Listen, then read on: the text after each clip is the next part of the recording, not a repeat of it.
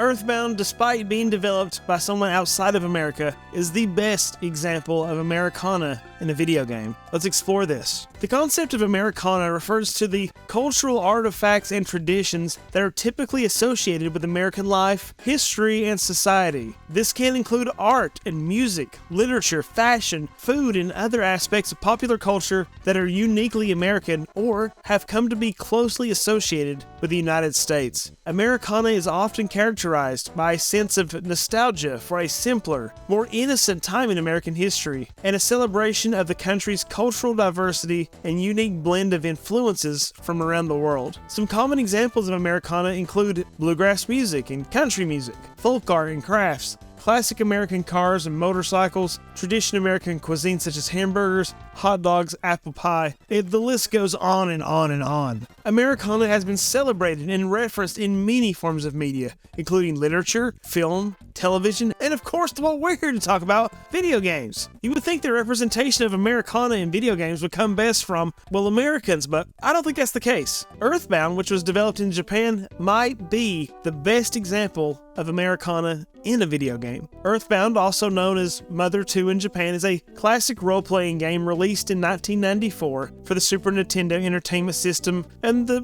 Super Famicom. Developed by Shigesato Itoi and his team at Ape Incorporated, the game has become a cult classic due to its unique blend of quirky humor, memorable characters, and just heartfelt storytelling. One of the key factors that contributed to Earthbound's success is its reverence for American culture and Americana, which is evident throughout the game's visual design, music, and of course the gameplay. Shigesato Itoi, the creator of Earthbound, has been very open about his admiration for American culture and the United States of America in general. In interviews, he has described how he was drawn to the American melting pot, which he saw as a place where people from different backgrounds could come together and create something new. He was also influenced by American pop culture, particularly the music and movies of the 1960s and 1970s, which he found both creative and inspiring. This reverence for American culture is reflected in Earthbound's visual design, which draws heavily on Americana. The game is set in a fictional world that resembles the United States, with locations such as Onett, Tucson, and Forsyth clearly inspired by real-life American cities and towns, capitalizing on the possibility that it could be just any town USA. The game's pixel art and graphics also reference various aspects of American culture, such as fast food restaurants, shopping malls, and roadside motels. These details help to create a sense of nostalgia for players who grew up in the United States, while also introducing them to the quirky charm of small-town America by, again, this visual design and well-represented indulgences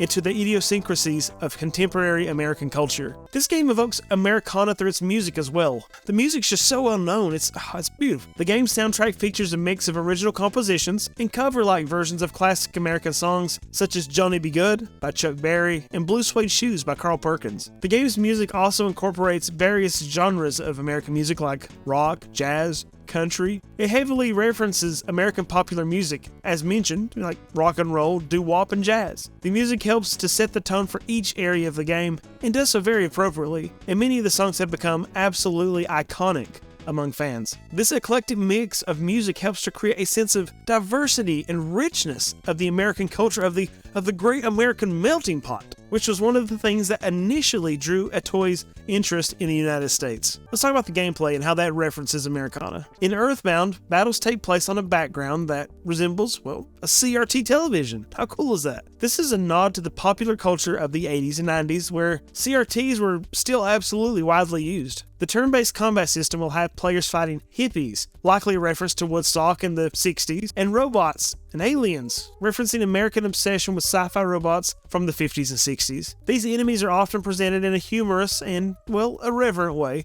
poking fun at various aspects of American culture and society. Often, games couldn't quite make their way from one culture to another due to cultural references and appreciations that were unique, particularly to its original intended audience, and so the meaning would fall flat on other cultures. Almost like how translation is not an exact science, but more of a closest possible meaning sort of situation. It doesn't seem to have been much of an issue with Earthbound, as, well, it was referencing American culture anyway. These pop culture references and jokes, many of which are specific to American culture and humor, are hallmarks of Itoi's style, and they helped to make Earthbound a game that you are unlikely to forget anytime soon. Part of the uniqueness of Earthbound was its weird packaging. It's huge!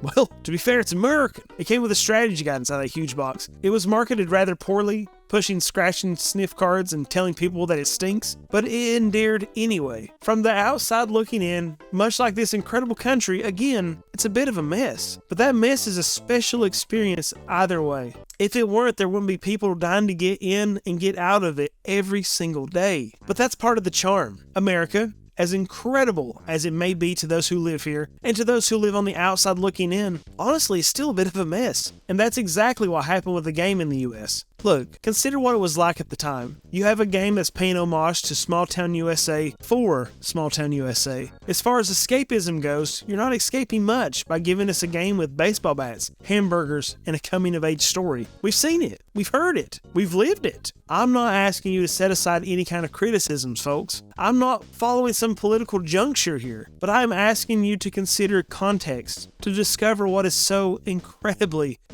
special about Earthbound. Much like this American experiment, it makes little to no sense. It unapologetically and sometimes inexplicably succeeds, and sometimes it unapologetically and often inexplicably fails. Perhaps that was part of Mr. Itoi's infatuation with the American culture. How appropriate to have condensed it than to distill what makes it special right down to what makes it stand out, for better or for worse. Overall, Earthbound is a testament to Shigesato Itoi's reverence for American culture and Americana. It does just the best job of capturing Americana in a video game by drawing on various aspects of American life and culture and incorporating them into the game's visual design, music, and gameplay. Itoi and his team were able to create a game that is both nostalgic and fresh, familiar and surprising. It is no wonder that Earthbound has become a beloved classic among gamers and a testament to the enduring appeal of American culture and its enduring popularity among fans of classic video games. If you enjoyed this video, I encourage you to subscribe and check out some of my other content.